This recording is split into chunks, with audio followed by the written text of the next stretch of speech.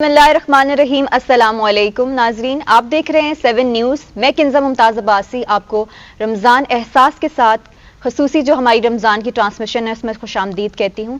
नाजरीन, मेरे साथ इस वक्त नवीद सत्ती भी मौजूद हैं और बेशक वो इस बात से भी इत्तफाक करेंगे कि रमज़ान जो है अल्लाह का महीना है, लोगों के साथ गम ख्वारी का महीना है, सब्र का महीना है। तो जब हम कहते हैं कि लोगों के साथ गम ख्वारी का महीना है तो इस महीने में ये एहसास का रिश्ता ही है जो हमें बहैसियत कौम एक दूसरे से जोड़ के रखता है और इस एहसास को हमने सबके साथ शेयर करना है। देखें, मैं आपके साथ एक बड़ी छोटी एक मैसेज में जहां हमें जितने भी लोग देख रहे हैं सुन रहे हैं उनके साथ ये शेयर करना चाहूंगी कि एहसास जो है ये आपने सिर्फ अपने क्लोज वंस के साथ नहीं करना बल्कि आपके घर के जो मुलाजमीन हैं आप कोशिश करें, क्योंकि आपका भी रोज़ा है और उनका भी रोज़ा है, कोशिश करें कि उन पर भी बर्डन ना पड़े, उनकी भी मदद करें आप छोटे छोटे कामों में। और बहैसियत कौम जब हम बात करते हैं तो देखें एक नवीद, हम देखते हैं कि अक्सर जब हम ट्रैवलिंग कर रहे होते हैं तो मैं सब लोगों की बात नहीं करूंगी लेकिन हम में से बहुत से लोग ऐसे करते हैं कि हम अपना शीशा आराम से नीचे करके और जो भी हम कुछ खा रहे होते हैं पैकेट या रैपर वो आराम से हम बाहर नीचे फेंक देते हैं। तो हम ये नहीं सोचते कि जो उसको उठाने वाला है वो भी हमारी कौम का ही एक शहरी है, उसकी भी उतनी ही रिस्पॉन्सिबिलिटीज हैं, उतने ही राइट्स हैं जितने हमारे हैं। तो आप थोड़ा इस चीज पे जो है हमारी नाज़रीन के साथ शेयर करें। बिल्कुल, देखें रमज़ान जो है वो जब हमारा जो प्रोग्राम का थीम है वो एहसास है और मेरे ख्याल से रमज़ान के अगर जो हम रिलीजियस स्कॉलर्स से देखते हैं सुनते हैं वो ये कह रहे हैं कि रमज़ान का मतलब रुक जाना है, यानी बर्दाश्त करना है आपका, यानी सिर्फ जो है वो अपने खाना ना खाना, यानी सुबह सहरी से लेकर अफ्तार तक आपने अगर रुकना है उसमें बहुत सी चीज़ें हैं, उसमें आपने बर्दाश्त भी दिखानी है, उसमें आपने जब घर से निकलना है तो उसमें भी आपने रास्ता भी साफ़ करना है। तो यानी आपने और खूबसूरती पाकिस्तान में हम ये देखें कि हमारे यहाँ एक जॉइंट फैमिली सिस्टम है और हम ये भी देखते हैं कि सुबह से लेके यानी इफ्तार तक हम देखते हैं हमारी जॉइंट फैमिली सिस्टम में इकट्ठे बैठ के जो है वो सहरी होती है, फिर इकट्ठे बैठ के जो है वो इफ्तारी होती है, उसमें तमाम बड़े छोटे मिलकर बैठते हैं। एक पूरे साल में हम समझते हैं कि एक ऐसा मंथ आता है जिसका बेसब्री से इंतज़ार भी हम करते हैं और हम समझते हैं कि ठीक है, दूसरे बहुत से इश्यूज़ हम समझते हैं कि हैं, और सबसे बड़ा जब हम बात करते हैं कि एहसास की और बर्दाश्त की, और फिर इसमें सबसे पहले जो हम हुकूकुल अबाद की बात करते हैं कि आपके अजीज़ व क़रीब में देखें, उनका ख्याल रखें। उसके बाद क्योंकि इस माह में हमने देखा कि हर इंसान बढ़ चढ़ कर हिस्सा लेता है और उसकी कोशिश होती है कि वो बढ़ चढ़ के हिस्सा ले, और क्योंकि हम ये देख रहे हैं कि ज़कात जो है वो सबसे ज़्यादा इस मंथ में दी जाती है। तो ये हम ये समझते हैं कि ये पूरा माह नेक्स्ट आने वाले 11 मंथ्स के लिए यानी एक एग्जाम्पल भी हमने सेट करनी होती है और बहुत सी चीज़ें हम ये देख रहे होते हैं कि ऐसी होती हैं कि जो शायद इस मंथ के लिए रखते हैं हमें समझते हैं कि इसके पूरे आपकी ऐसी तरबियत होनी चाहिए कि वो अगले 11 माह में भी होनी चाहिए। और आपने जैसे अभी मिल बैठ के खाने की बात की है तो देखें ये एक बहुत बड़ी नेमत है नवीद। अब देखें आप डॉक्टर्स जो हमारे हॉस्पिटल्स में काम कर रहे होते हैं, जो हमारा पैरामेडिकल स्टाफ है या फायर ब्रिगेड का जो अमला है या पुलिस है, ट्रैफिक पुलिस है, तो देखिए उनको तो अपनी फैमिलीज के साथ बैठने का मौका भी नहीं मिलता। तो हमारे लिए एक बहुत बड़ी नेमत है कि हम लोग घर जाते हैं, सहर करते हैं, इफ्तार करते हैं अपनी फैमिली के साथ। तो इस चीज़ को भी हमें बड़ा एक अप्रिशिएट करना चाहिए, उन लोगों का भी एहसास रखना चाहिए, जब आप गुजरते हैं तो उनका ज़रूर रखिए। अच्छा, हमारे साथ आज जो मेहमान मौजूद हैं उनका तारफ़ भी आपसे करवाते चलें। मेरे अगर मैं राइट साइड पे देखूं तो डॉक्टर शुमाइला हैं, मेडिकल डॉक्टर हैं और ये ख़ुद भी एक प्रोग्राम को होस्ट भी करती हैं। इनसे हम जानने की कोशिश करेंगे कि रमज़ान मुबारक में स्पेशली खाने पीने में किस तरह का एहतियात ज़रूरी है, क्योंकि बहुत सी चीज़ें तो रोज़ा तो फ़र्ज़ है लेकिन इसके साथ साथ खाने में हमने बहुत सी चीज़ें वैसे फ़र्ज़ कर रखी हैं, लेकिन उसका सेहत पर कितना असर होता है ये हमसे खुलकर गुफ्तगू करेंगे, बात करेंगे कि घर में किस तरीके से आपको खाना पकाना चाहिए और रमज़ान में स्पेशली किस तरह की बीमारियां जो है वो हमें देखने में नज़र आती हैं कि जो हॉस्पिटल्स में ये शिकायत किस तरह की आती हैं। अच्छा, उनके साथ हमारे साथ मौजूद हैं कारी मोहम्मद ज़ीशान हैदर साहब, ये चेयरमैन इकरा एकेडमी हैं और एक अच्छी बात यह है कि पाकिस्तान में इस तरह के हमारे दरमियान लोग मौजूद हैं जो कि ट्रेनिंग देते हैं कुरान पाक की तलावत के लिए, और आज क्योंकि तलावत की सादत भी हम इनसे हासिल करेंगे। प्रोफेसर सैयद असद अली हमारे साथ मौजूद हैं जो कि नात ख्वां हैं, इनसे हम सादत हासिल करेंगे नात के हवाले से। और फिर मेरे साथ मौजूद हैं हमारे साथ सनाउल्लाह अमान साहब, इनसे स्पेशली हम बात करेंगे इस्लामाबाद की। अगर हम बात करें इस्लामाबाद की 1960 से बात करें तो बड़े अहम ओहदे पे रहे हैं, मेंबर रहे हैं CDA के, और स्पेशली इन्वायरमेंट की बात करें तो और पाकिस्तान में आपने देखा कि 2 ही शहर हैं ऐसे جس میں یہ کہا جا رہا ہے کہ پراپر پلاننگ کے ساتھ بنائے گئے ہیں. ایک میرپور ہے اور ایک اسلام آباد ہے. تو اسلام بات بھی یہ ہوتی ہے کہ اسلام آباد ایک ایسا شہر ہے کہ وہ پورے ملک کے پورے قرضے اتار سکتا ہے اگر اس کو اچھی طریقے سے جو ہے وہ اس کی پلاننگ کی جائے. اچھا نوید، ان کا ایک نا ریسرچ پبلیکیشن بھی ہے کہ انہوں نے جس پہ کام کیا ہے کہ how to improve public sector, تو ہم پبلک سیکٹر سے اسپیشلی ان کی ریسرچ پبلیکیشن جو ہے اس بارے میں بھی ہم ان سے پوچھیں گے. بالکل. عطا تراب صاحب ہمارے ساتھ موجود ہیں، اسکالر ہیں، ادیب ہیں، شاعر ہیں. ان سے ہم جو ہے وہ بھی شاعری بھی ان سے کریں گے کیونکہ ذرا یہ اسلامک اسکالر بھی ہیں. تو ڈیفینیٹلی رمضان میں کیونکہ ہم یہ دیکھ رہے ہیں کہ صرف ہم آپ نے روزہ نہیں رکھنا بلکہ آپ نے پریکٹیکلی بھی کرنا ہے، کیونکہ بہت سی چیزیں ایسی ہیں. اگر میں پہلے بات کروں ڈاکٹر شمائلہ، ہم جاتے ہیں اپنا تلاوت کے لیے، ہمارے ساتھ قاری محمد ذیشان حیدر صاحب ہیں. باقاعدہ طور پر پھر ہم پروگرام کا آغاز کرتے ہیں. اور قاری صاحب آپ شروعات کیجئے ہم پروگرام کی، اور اس کے بعد پھر ہم گفتگو کا سلسلہ یہاں پر آئیں. أعوذ بالله من الشيطان الرجيم.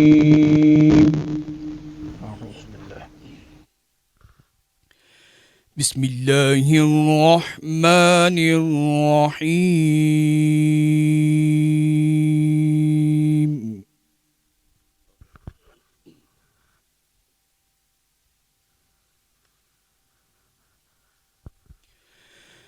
ومن يطع الله والرسول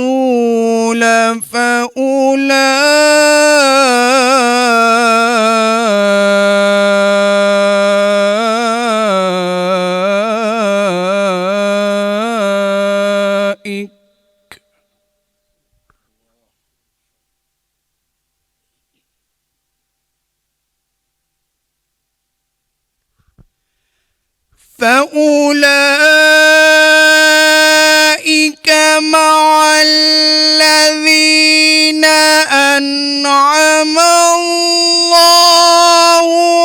عليهم من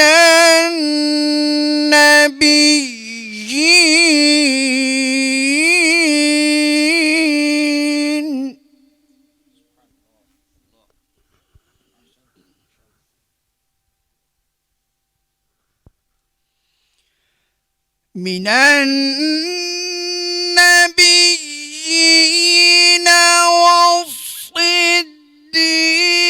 والصديقين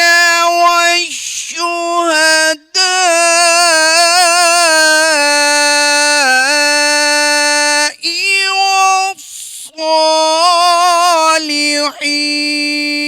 والصالحين.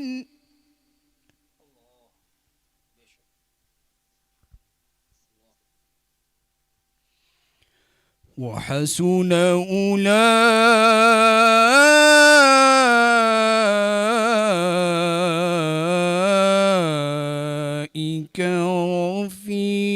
رفيقا.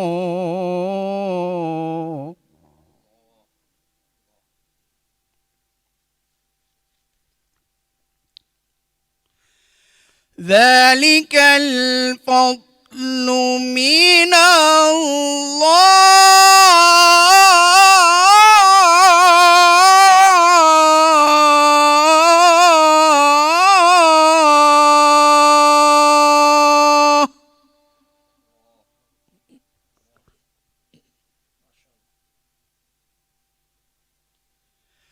ذلك الفضل من الله وكفى بالله عليما.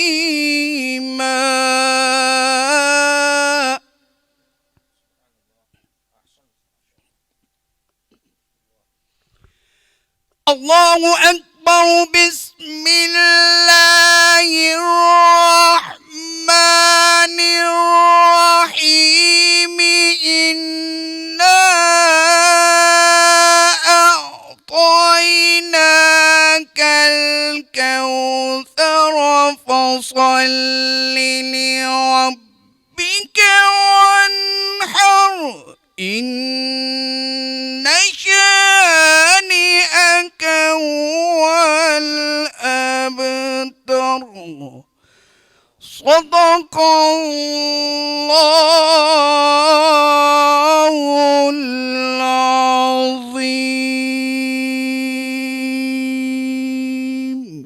جزاكم الله خير. ما شاء الله. احسنت. بارک اللہ فیک. آمین اللهم آمین. یہاں پہ خواتین و حضرات ایک چھوٹا سا بریک لیں گے اور بریک کے بعد واپس آتے ہیں اور یہاں سے ہی گفتگو کا سلسلہ جاری رکھتے ہیں. پروگرام کا سلسلہ دوبارہ شروع کرتے ہیں اور آپ دیکھ رہے ہیں رمضان احساس کے ساتھ پروگرام 7 نیوز پر. قاری صاحب، بریک میں جانے سے پہلے آپ نے ماشاءاللہ بہترین آواز میں جو ہے وہ تلاوت فرمائی اور سعادت حاصل کی. یہ جو آپ کیونکہ چیئرمین بھی ہیں اکیڈمی کے، تو کیا کس طریقے سے رمضان میں آپ کی کیا روٹین ہوتی ہے اور یہ اکیڈمی آپ کب سے چلا رہے ہیں اور کتنے اسٹوڈنٹ ہیں، اور اگر کوئی اسٹوڈنٹ جیسے ہوتے ہیں دور دراز سے وہ کیسے آپ کو جوائن کر سکتے ہیں؟ بسم اللہ الرحمن الرحیم. جنابی والا، یہ میرا جو سیٹ اپ ہے یہ 2009 سے راولپنڈی اسلام آباد میں ہم کنٹینیو کیے ہوئے ہیں اور بنیادی طور پہ یہ ہے بھی آن لائن. صحیح. اور جس میں ہمارے ساتھ پوری دنیا سے قرات کے حوالے سے، حفظ کے حوالے سے، ناظرہ کے حوالے سے اور آل ایجز 4 سال کی عمر سے لے کر 80 سال کی عمر تک کے لوگ کیونکہ ہم نے اس مشن کو ایسے لے کر چلے ہیں کہ پاکستان میں قرآن پاک تجوید کے اعتبار سے، تلفظ کے اعتبار سے، درست پڑھنے کے حوالے سے ایک آگاہی مشن کے تحت بھی ہم چاہ رہے ہیں. ہم صرف روایتی طور پہ صرف بچوں کو پڑھانا نہیں ہے، صحیح. درست قرآن پاک پڑھنا اور پڑھانا کتنا ضروری ہے اس کی آگاہی، کیونکہ ہم اجمی ہونے کے ناطے ہمیں نہیں پتہ کہ قرآن پاک درست پڑھنا کتنا ضروری ہے. اس کی ایک میں ناظرین کے لیے ایک مثال سب کے سامنے رکھتا ہوں تاکہ آپ کو احساس ہو کہ ہم قرآن پاک کو جتنا لائٹ اس کی تلاوت کو لیتے ہیں وہ اتنا لینا نہیں. جیسے عمومی طور پہ اب رمضان شریف ہے، ہر بندہ تلاوت کے تمام کرتا ہے اور کثرت کے ساتھ تلاوت کرتا ہے، لیکن اس میں ایک سوال یہ ہے کہ آپ جو تلاوت کر رہے ہیں آیا وہ تلفظ کے اعتبار سے، تجوید کے اعتبار سے درست ہے یا نہیں؟ بالکل صحیح. اگر درست ہے تو پھر بارگاہ خداوندی میں قبولیت کا باعث ہے، ادروائز یہ گناہ کا باعث بنتا ہے. جیسے کہ مثال ہے کہ فرض میں ہم عمومی طور پہ ہر بندہ آپ کا کیا حال ہے جواب میں کہتا ہے الحمدللہ، لیکن ہم عموماً کہتے ہیں الحمدللہ. جلدی میں نا احتیاط نہیں کرتے تو ہم عموماً کہہ دیتے ہیں کہ الحمدللہ. تو الحمدللہ کا مطلب ہے کہ تمام گلی سری چیزیں اللہ تعالیٰ کے لیے، اور الحمدللہ کا مطلب ہے کہ تمام تعریفیں اللہ تعالیٰ کے لیے. صحیح، بالکل صحیح. یہ زبان کی ذرا سی حرکت اور لرزش سے معنی کدھر سے کدھر چلا جاتا ہے. اس لیے ہمیں اس چیز میں اپنے تئیں دیکھنا چاہیے اور کسی ماہر اسپیشلسٹ بندے سے، کیونکہ ہم جب بھی ایک بچے کو ٹیوشن پڑھانا ہوتا ہے نا یا بنیادی طور پہ کسی اسکول میں ایڈمیشن کے لیے بھیجتے ہیں تو ہم اپنے ایکسپرٹ سے سراؤنڈنگ میں جتنے بھی لوگ ہوتے ہیں ان سے مشورہ کرتے ہیں کہ کون سا اسکول بہتر ہے، کون سی اکیڈمی بہتر ہے، لیکن اس حوالے سے ہم کوئی احتیاط نہیں برتتے. اچھا ذیشان صاحب، ایک آپ یہ اس پہ بھی بتاتے چلیں، کیونکہ ہمارے پاس اکثر جو لوگ تلاوت کے لیے آتے ہیں، جو نوجوان آتے ہیں، تو سوشل میڈیا سے وہ لوگ سیکھ رہے ہوتے ہیں، یوٹیوب چینل سے سیکھ رہے ہوتے ہیں، تو سوشل میڈیا کی وجہ سے اکیڈمی جا کر سیکھنے کا جو رجحان ہے وہ اس ریشو میں کوئی کمی آئی ہے آپ کی؟ بہت زبردست کوشچن ہے. اصل میں ہمارے ہاں کیونکہ جہاں پر سوشل میڈیا نے بہت ساری چیزوں میں فوائد کا باعث بنا ہے، وہاں پہ نقصانات کا بھی باعث بنا ہے. جو استاد سے سینہ بسینہ سیکھا ہوا بندہ ہے اس کا مزاج اور اس کے پڑھنے کا طریقہ کار، اور جو جس نے سوشل میڈیا سے یا پرانے زمانے میں تھوڑا سا پیچھے چلے جائیں 20 سال پہلے کیسٹ CD سے قاری بنا ہے، اس کا کیونکہ استاد کی کمی باقی رہتی ہے، استاد کا پروسیس باقی رہتا ہے. اگر آپ کسی کو کاپی کر رہے ہیں تو آپ اس کی اچھی آواز کو کاپی کر رہے ہیں. فن تو استاد ہی دے گا کہ اس کی فن کا رموز کیا ہے وہ استاد ہی دے سکتا ہے. وہ آپ کو کیسٹ یا کوئی CD یا کوئی آواز نہیں دے سکتی. آواز آپ کاپی کر سکتے ہیں اچھے سے اچھے انداز میں، لیکن فن نہیں کاپی ہو سکتا. بالکل صحیح ہے. ثناءاللہ صاحب، کیسا جا رہا ہے رمضان آپ کا؟ اس سے پہلے کہ ہم نعت کی طرف بھی جائیں گے، تھوڑا سا میں جاننا چاہ رہا ہوں کہ کیسا رمضان ویسے سٹارٹ ہوا؟ سرپرائز بھی تھا جس دن پہلا روزہ ہوا؟ بالکل جی، سرپرائز تھا. میں تو تیار تھا جمعے کے لیے اور شام تک یہی سننے میں آ رہا تھا، کیونکہ نارملی سعودی عرب سے ہم ایک دن بات کرتے ہیں، الدو کہ میرا تعلق پشاور سے ہے تو ہم پہلے دن ہی کرتے ہوتے ہیں، لیکن یہاں پہ یہی تھا کہ جی اگلے دن ہوگا. اور پھر جب رات کو پتہ چلا کہ جی تو it was a surprise but we are always ready Ramzan Sharif surprise بھی یعنی جو روزہ پہلا روزہ بھی سرپرائز اچھا لگتا ہے, عید بھی سرپرائز ہی اچھی لگتی ہے. نعت کی طرف چلتے ہیں جی. پروفیسر سید اسد علی صاحب ہمارے ساتھ موجود ہیں. اس کے بعد پھر ہمارے ساتھ مفتی عمران سندھو صاحب نے بھی میں جوائن کیا ہے. بریک کے بعد وہ بھی ہمارے ساتھ موجود ہوں گے. اور شمائلہ خان کیونکہ ڈاکٹر ہیں, ان سے ہم بات کریں گے کہ وہ ڈرانے سے پہلے ہم چاہ رہے ہیں کہ تھوڑا سا کیونکہ ڈاکٹرز جو ہوتے ہیں وہ آج کل ڈراتے ہیں, اس سے پہلے ہم چاہ رہے ہیں کہ پروفیسر سید اسد علی صاحب سے نعت کی ساتھ حاصل کرتے ہیں. پروفیسر سید اسد علی. ڈاکٹر علامہ اقبال بڑا مشہور و معروف کلام.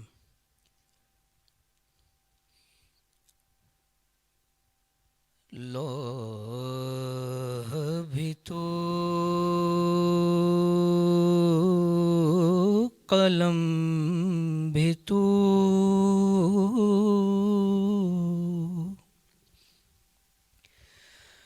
تیرا وجود الکتاب. لوح بھی تو قلم بھی تو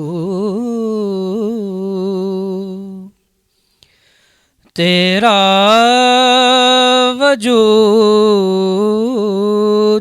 الکتاب. گنبد آبگی نہ رنگ تیرے محیط میں حباب.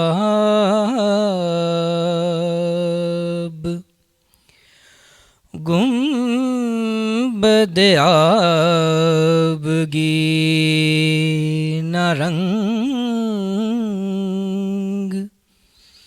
تیرے محیط میں حباب.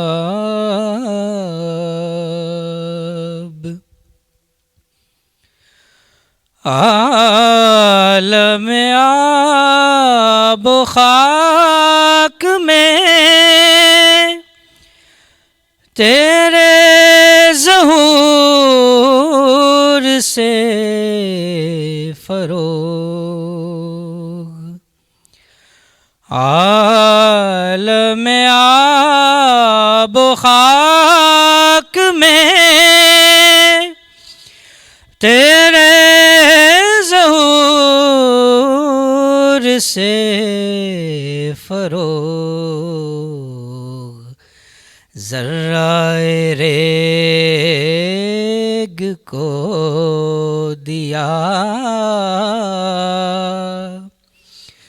تو نے طلوع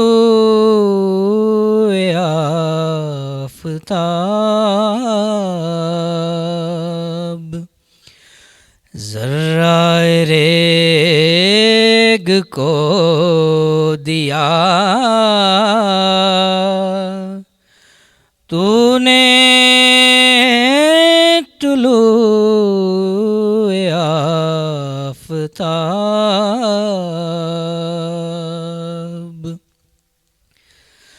شوق تیرا اگر نہ ہو میری نماز کا امام. شوق تیرا اگر نہ ہو میری نماز کا امام. میرا قیام بھی حجاب. میرا سجود بھی حجاب، لوح بھی تو قلم بھی تو، تیرا وجود الکتاب،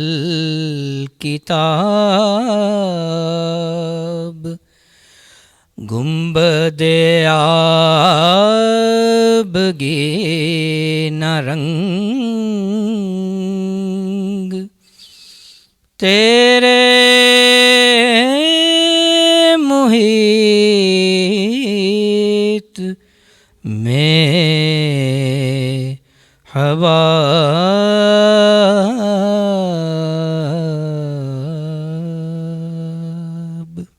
جزاک اللہ۔ جزاک اللہ، سبحان اللہ، سبحان اللہ۔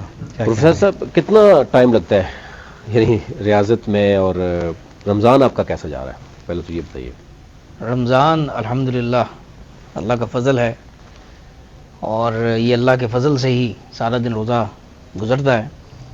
میں بیسیکلی جناح انسٹیٹیوٹ میں ہیڈ آف کمپیوٹر ڈپارٹمنٹ گزشتہ 16-17 سال سے پڑھا رہا ہوں، اور اس میں آج کل رمضان میں بھی میں ڈیلی 8 کلاسز ہیں، جس میں first year, second year, graduation کی کلاسز ہیں، اور کلاسز بھی پڑھا رہے ہیں، روزہ بھی رکھتے ہیں۔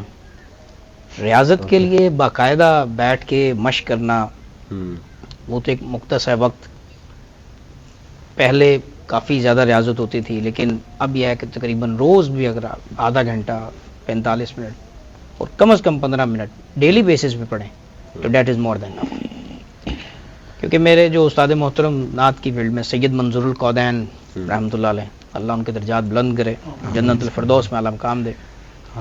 میرا نعت سیکھنے کا مقصد یہ تھا، جو میرے پاس کالج یونیورسٹیز کے جو اسٹوڈنٹس ہیں ان کو نعت پڑھنا نہیں، ساتھ نعت کی ایجوکیشن بھی، جو انہیں ایجوکیٹ کیا جائے نعت ہے کیا، نعت میں انتخاب کلام کیا ہے، دا موسٹ امپورٹنٹ، اس کلام میں کون کون سے حصے ہیں جو کہ نعت میں ہونے چاہیے۔ نارملی آج کل جو نعت مناجات پہ زیادہ ہے، دعائیہ کلمات پڑھے جا رہے ہوتے ہیں، وہ ایک پہلو ہے۔ نعت کے جو مین، جس میں آپ صلی اللہ علیہ وسلم کی اگر اس کو درجہ بدرجہ تقسیم کیا جائے، کہ جس میں خصائل رسول صلی اللہ علیہ وسلم، شمائل رسول صلی اللہ علیہ وسلم، اسی طرح خصائل ہیں، فضائل ہیں، فضائل رسول صلی اللہ علیہ وسلم، اور پھر مناجات ہے کہ جس میں آپ صلی اللہ علیہ وسلم کا حسن جمال ہے، ان کی بات کی جائے، آپ صلی اللہ علیہ وسلم کے دنیا میں کیا فضائل ہیں وہ بات کی جائے، آپ صلی اللہ علیہ وسلم کے سیرت و کردار کی بات کی جائے۔ تو بچوں کو یہ ایجوکیٹ کرنا کہ نعت دراصل صرف یہ نہیں کہ آپ ایک فارمیلٹی پوری کر رہے ہیں، یہ تو وہ عبادت ہے جو قرآن پاک میں 22ویں پارے میں کمی اللہ معاف فرمائے کہ اللہ اور رسول، اللہ اور اس کے فرشتے بھی آپ نبی کریم صلی اللہ علیہ وسلم پر درود و سلام پڑھتے ہیں۔ پھر آگے آرڈر ہے کہ یا ایھا الذین آمنوا صلوا علیہ وسلموا تسلیما، کہ آپ بھی اے ایمان والو درود و سلام پڑھو، اور جیسا پڑھنے کا حکم ہے یا حق ہے، تو بچوں کو یہ مین ایجوکیٹ کیا جا رہا ہوتا ہے۔ بالکل صحیح ہے۔ مفتی سندھو، عمران سندھو صاحب نے ہمیں جوائن کیا ہے۔ وہ سب روزے کیسے جا رہے ہیں، اور پہلا جو عشرہ ہے وہ رحمت کا عشرہ ہے، تو کیا کہیں گے رحمت کے عشرے میں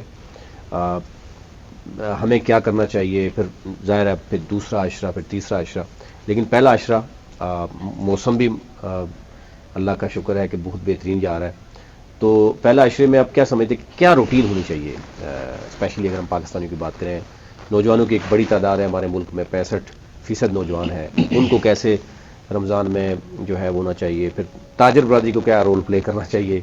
اسی طریقے سے عام جو گھر میں موجود فیملیز ہیں وہ کیسے پہلا عشرہ جو ہے وہ گزاریں؟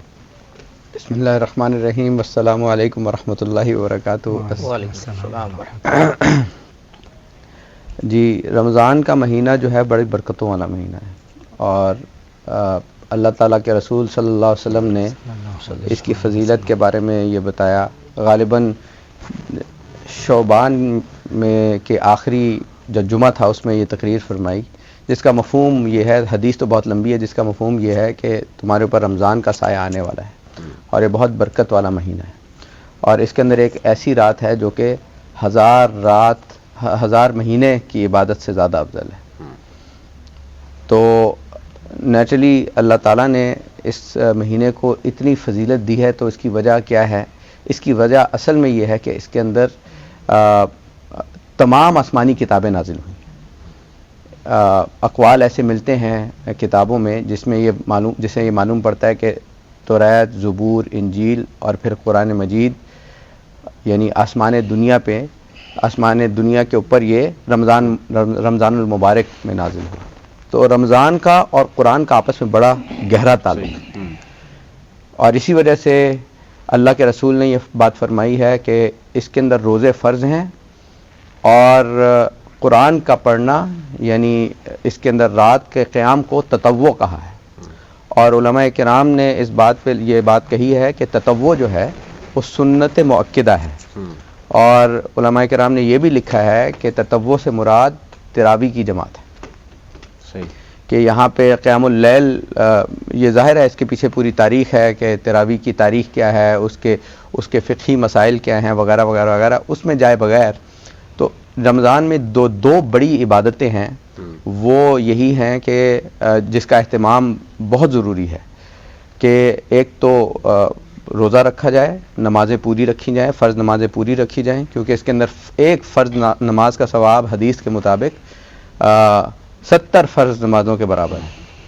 اور اس کے اندر جو سنت نماز ہے اور نفلی نماز ہے اور سنت موقدہ نمازیں ہیں، یہ ساری نمازوں کا ثواب فرض نماز کے برابر کر دیا جاتا ہے. اور ظاہر ہے پھر آخری عشرے میں جو رات کا جاگنا ہے، رسول اللہ صلی اللہ علیہ وسلم خود شعبان میں ہی اس کی تربیت شروع کر دیا کرتے تھے اور ریاضت شروع کر دیا کرتے تھے.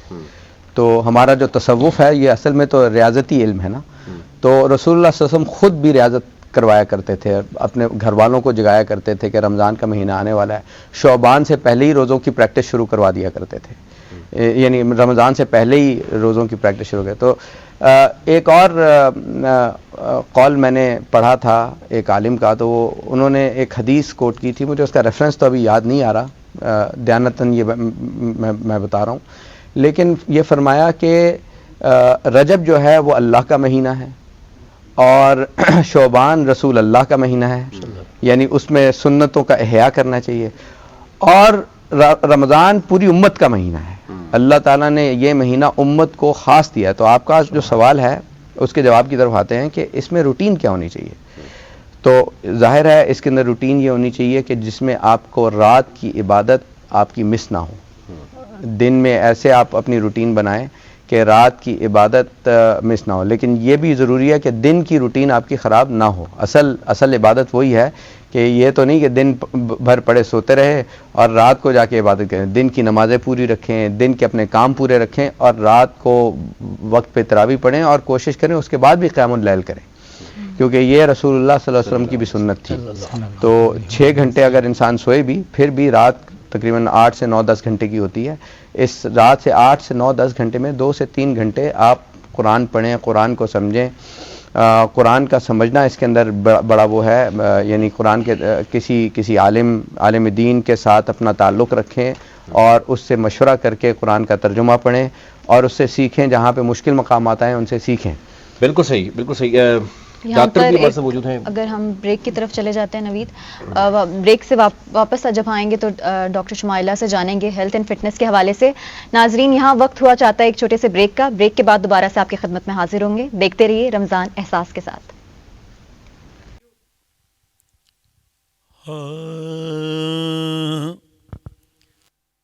بڑی شاد ماں ہے یہ امت تمہاری،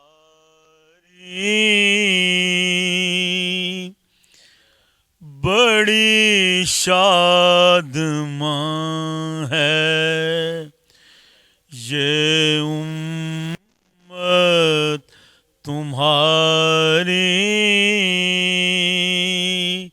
سرے حشر ہوگی شفاعت تمہاری، سرے حشر ہوگی شفاعت تمہاری.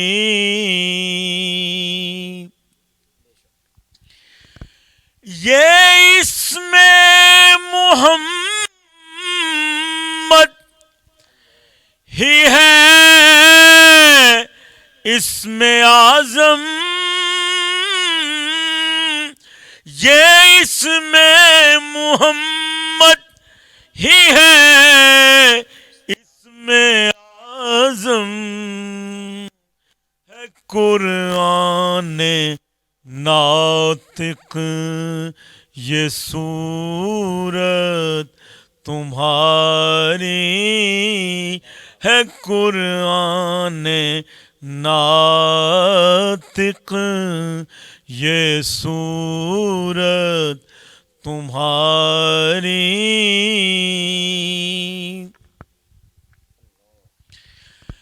تیرے باغ پن میں بڑی دلکشی ہے. تیرے باغ پن میں بڑی دلکشی ہے. بڑی خوبصورت ہے صورت تمہاری. بڑی خوبصورت ہے صورت تمہاری. خدا نے خدا جانے کس وقت کھینچا. خدا نے خدا جانے کس وقت کھینچا. یہ نقشہ تمہارا یہ صورت تمہاری. یہ نقشہ تمہارا یہ صورت تمہاری. خدا بخش دے گا انہیں روزے محشر. خدا بخش دے گا انہیں روزے محشر. جدھر اٹھ گئی چشم رحمت تمہاری. جدھر اٹھ گئی چشم رحمت تمہاری.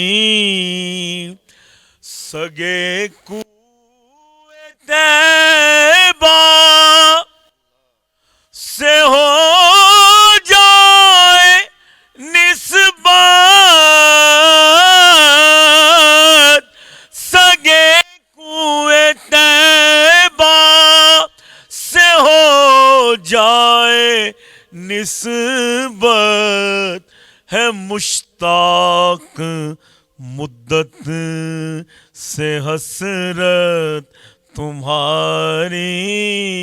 ہے مشتاق مدت سے حسرت تمہاری. بڑی شادماں ہے یہ امت تمہاری.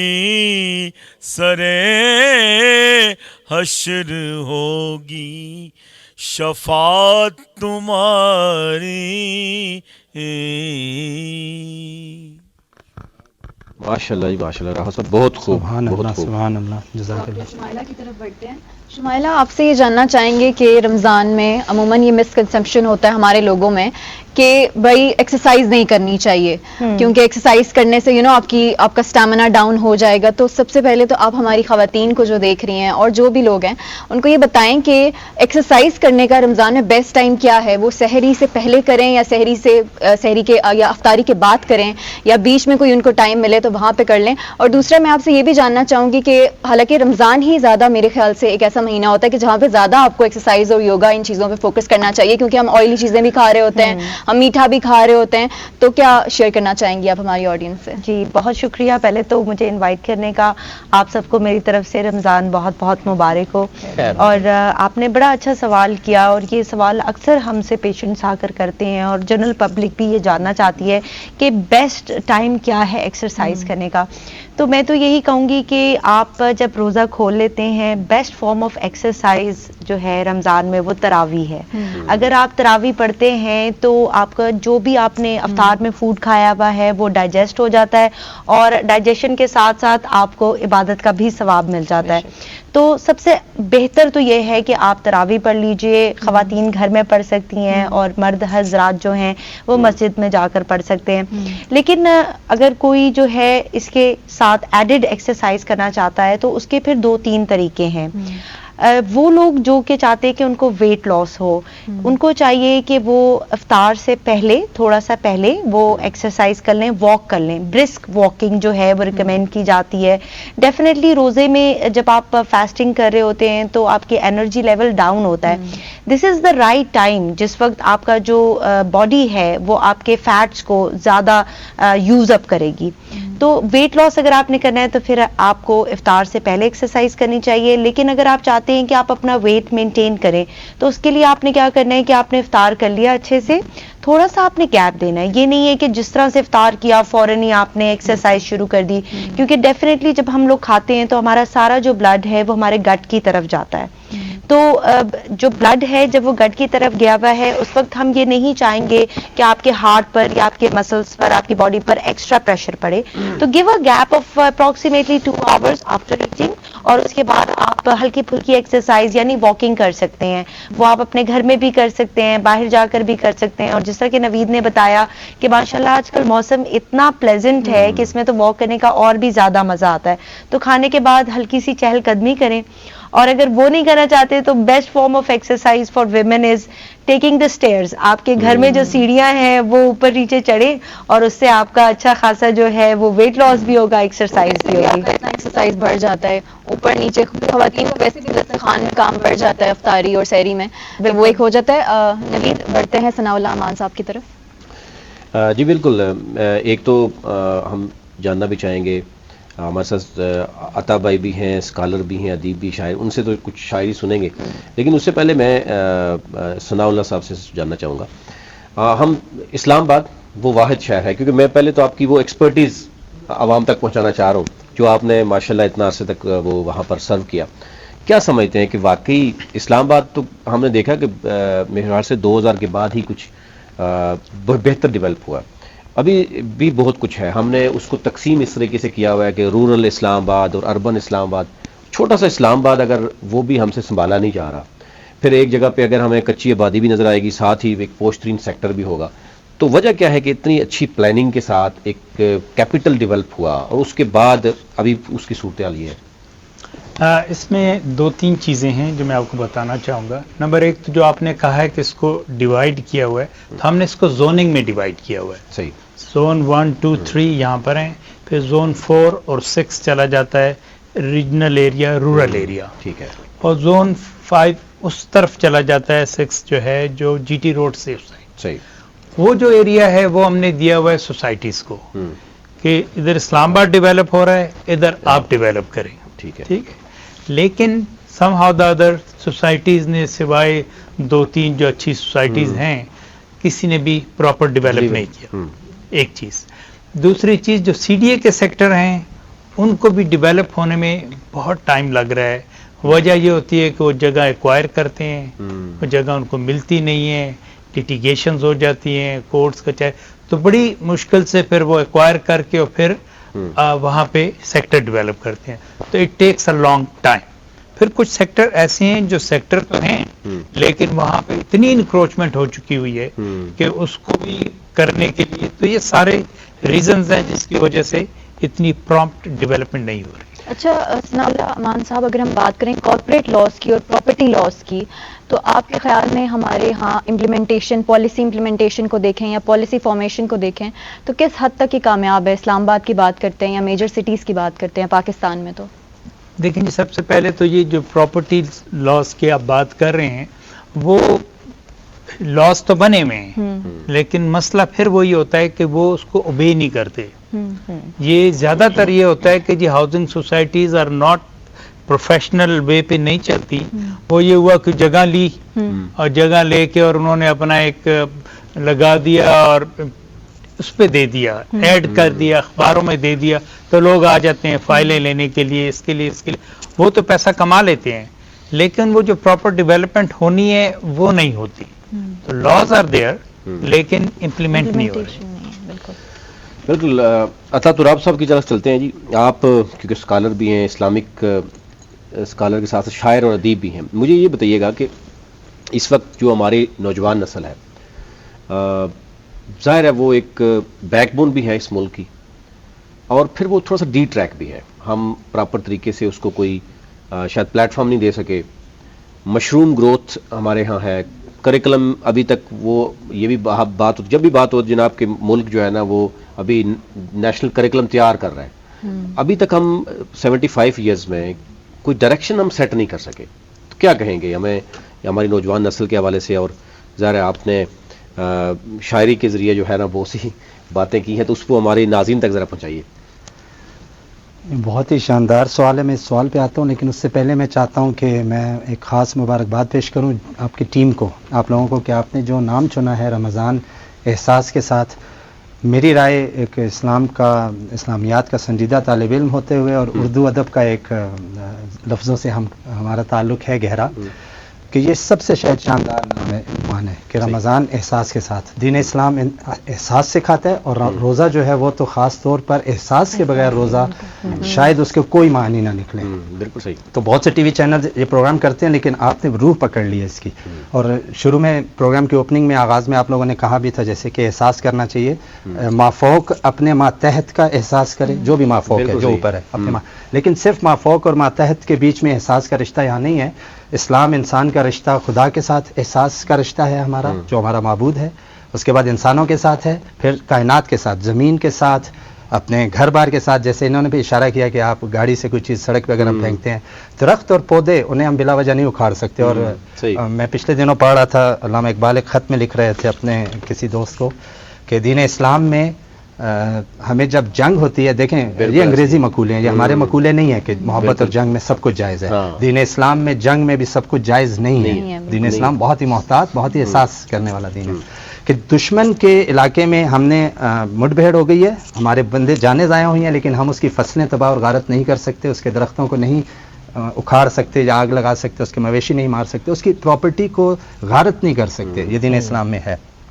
اچھا، ایک جملہ میں یہ کہنا چاہوں گا، جیسے ڈاکٹر صاحبہ موجود تھیں اور گفتگو ہوئی ہے، روزے میں جیپنیز ایک سائنسدان تھے جنہیں ابھی میرے خیال میں شاید نوبل کے لیے کنسیڈر کیا جا رہا ہے یا مل چکے نہیں، جنہوں نے فاسٹنگ کے ساتھ کہا کہ ہم شاید بعض ان بیماریوں کا علاج کر سکتے ہیں. موجود ہیں ڈاکٹر صاحبہ، وہ ہماری تائید وہی کریں گی کیونکہ شعبہ انہیں کا ہے، ہم ایک بس بات کے طور پر پیش کر رہے ہیں سامنے. سیلف ایٹنگ یا آٹوفیجی شاید ایسا لفظ بنتا ہے وہ کہ جب ہم فاقہ تھوڑا طویل ہو جاتا ہے، جو روزے جتنی دورانی ہے جتنا بنتا ہے، تو جسم ان سیلز کو جو فالتو یا غلط یا اضافی ہمارے جسم میں بن جاتے ہیں ان کو کھانا انہیں یوز کرنا شروع کرتا ہے. تو اس بیچ میں وہ کینسر سے کوئی ایسی رسولیاں ٹائپ ہوں یا کچھ، ان کا ممکن ہے کہ علاج ہو سکتا ہو. تو یہ ہماری وضاحت وہ پیش کریں گے.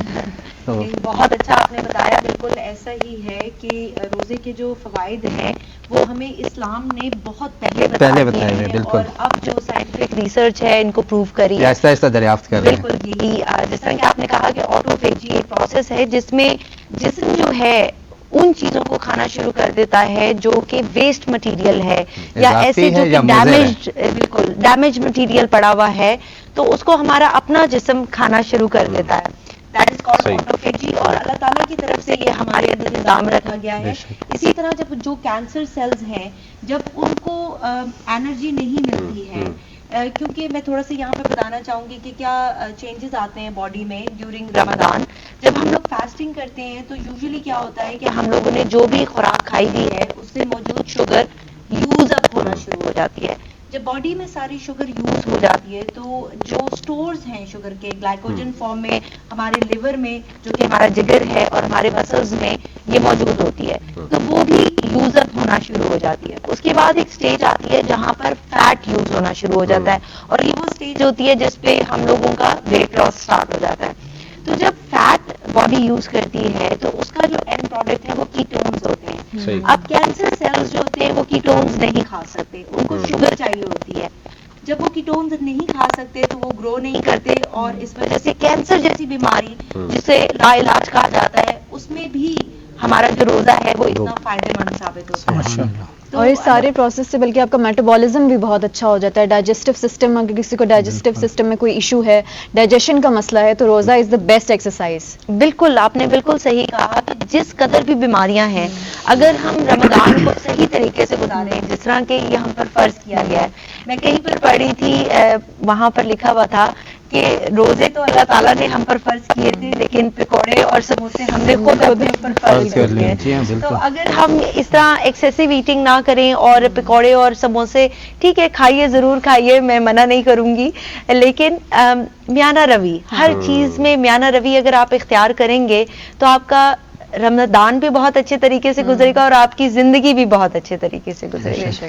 بالکل, مفتی صاحب ہمارے ساتھ موجود ہیں, ان کی موجودگی کا فائدہ اٹھاتے ہیں. آپ کا سوال جو تھا مجھ سے بنیادی وہ رہ گیا, آپ نے ڈائریکشن چینج کر دیا. اگر چاہتے ہیں تو میں اس پہ دو جملے. جی بات کریں, آپ کریں. میں نے کہا کہ ہمارے ہاں, کیونکہ ہم فخر سے یہ کہتے ہیں کہ ہمارے ملک میں ہماری جو پاور ہے یہ مستقبل 10 سال کے بعد وہ نوجوانوں کے پاس. بالکل, کوئی شک نہیں. اس کے لیے اسٹیٹ کیا کر رہی ہے, ہمارے جو یعنی جو بڑے ہیں وہ اس کی کیا, وہ کیا سمجھتے ہیں کہ وہ واقعی بچوں کے حوالے کرنا چاہ رہے ہیں ملک, ان کی تربیت اس طرح کر رہے ہیں؟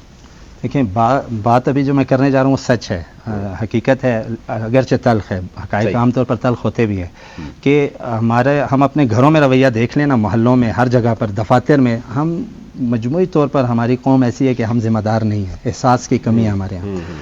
اور یہی اسی طرح سے ہمارے یہ جو نوجوان ہیں یہ بہت ہی مظلوم بنتے ہیں میرے حساب سے, کہ کوئی ان کا پرسان حال نہیں ہے, ان کے والدین ہوں, ان کے اساتذہ ہوں, ادارے ہوں, نہیں ہیں. لیکن اس کے ساتھ یہ میں ضرور کہوں گا کہ بہت ہی باصلاحیت پاکستانی قوم بھی ہے, اور یہ نوجوان اپنے بلبوتے پر اٹھ بھی سکتے ہیں اور اٹھیں گے. المیہ کیا ہے؟ المیہ یہ ہے کہ ہم قومی سطح پر یہ طے نہیں کر سکے کہ ہم ایک شناخت کے بحران سے دوچار ہیں اور بہت شدید ہیں.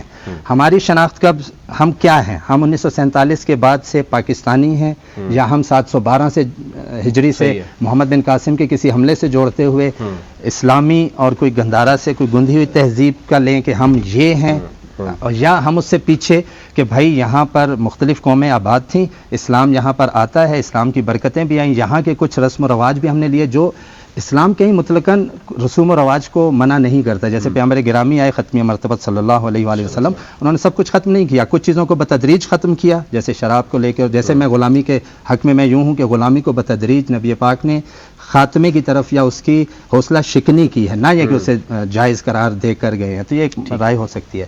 اب ہمارے نوجوانوں کو یہ المیہ درپیش ہے.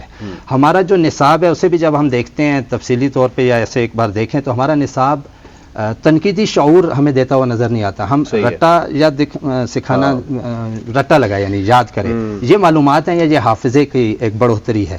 ہمیں تجزیہ کرنا آنا چاہیے, اپنے نوجوانوں بچوں کو یہ سکھانا چاہیے. ہمیں تجربات کرنا انہیں آنے چاہیے بچوں کو. جو بہت سے اچھے سکولز ہیں وہ تو کھلاتے ہوئے کانسیپٹس کلیئر کراتے ہیں, یا اور طرح سے یعنی وہ سکھاتے ہیں. ہم اس طرح سے نہیں ہیں. ہمارے یہاں ڈنڈا مدارس سے لے کے ہمارے اسکولوں میں وہ ایک رسمی اور روایتی ہی تعلیم کا طرز رہا ہے. یہ اتنا اچھا نہیں ہے. ہمارے بچوں میں تنقیدی شعور آنا چاہیے.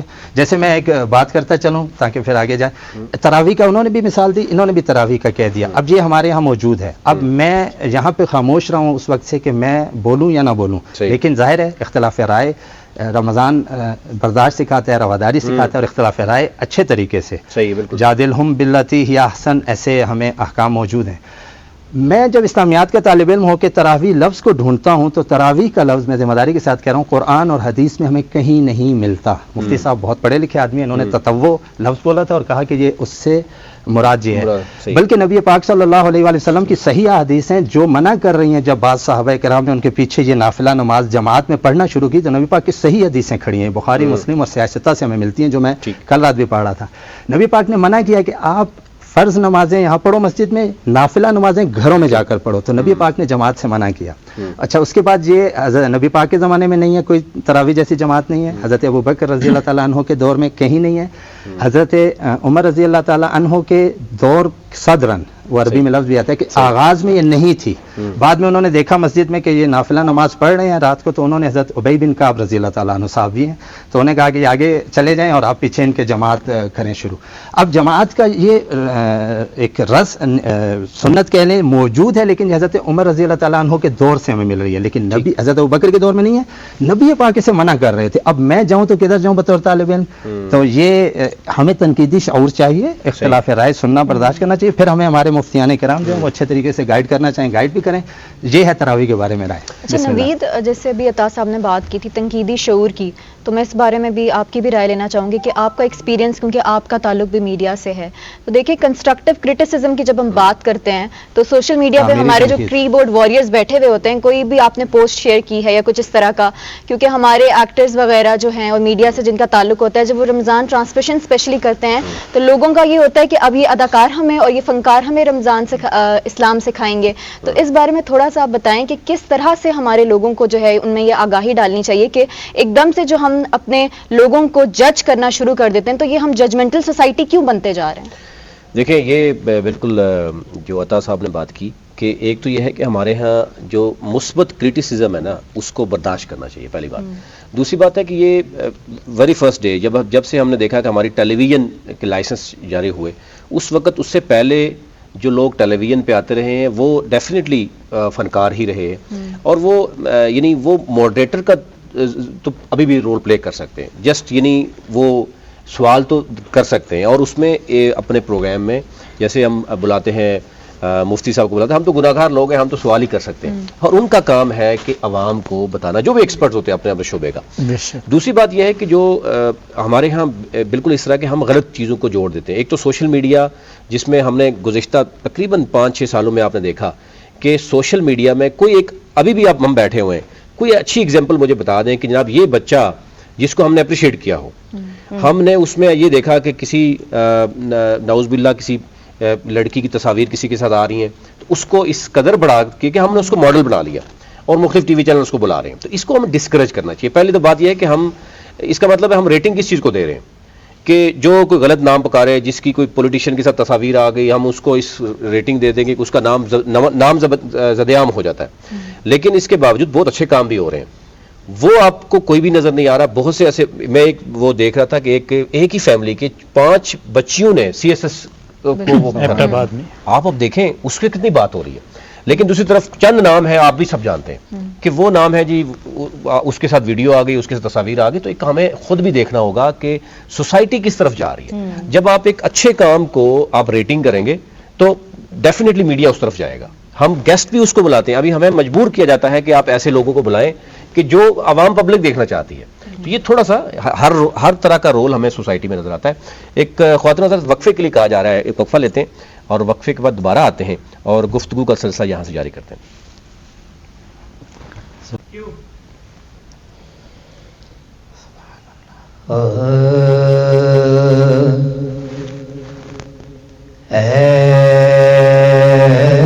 رسول امی خاتم المرسلین, اے رسول امی خاتم المرسلین, تجھ سا کوئی نہیں,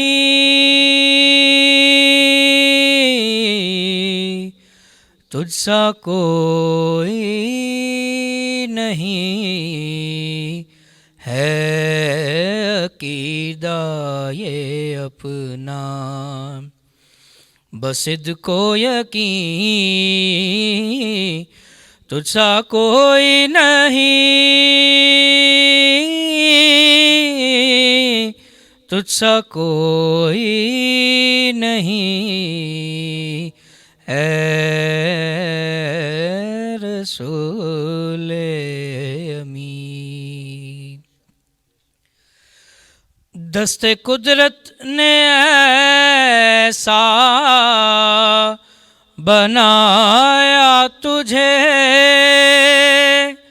جملہ صاف سے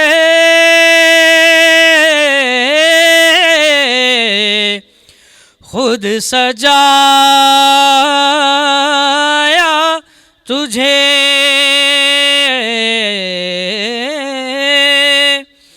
دست قدرت نے ایسا بنایا تجھے، جملہ اوصاف سے خود سجایا تجھے،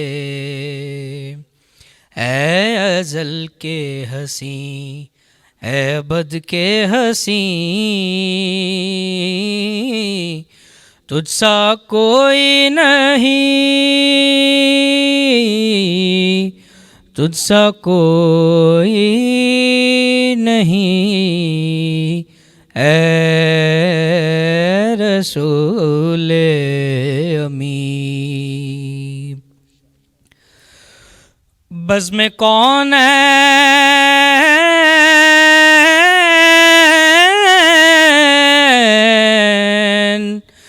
بزم کونین پہلے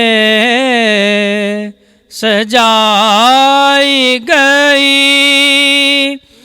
پھر تیری ذات منظر پہ لائی گئی، پھر تیری ذات منظر پہ لائی گئی، بزم کونین پہلے سجائی گئی، پھر تیری ذات منظر پہ لائی گئی، سید الاولین سید الآخرین، سید الاولین سید الآخرین، تجھ سا کوئی نہیں، تجھ سا کوئی نہیں، اے رسول امین۔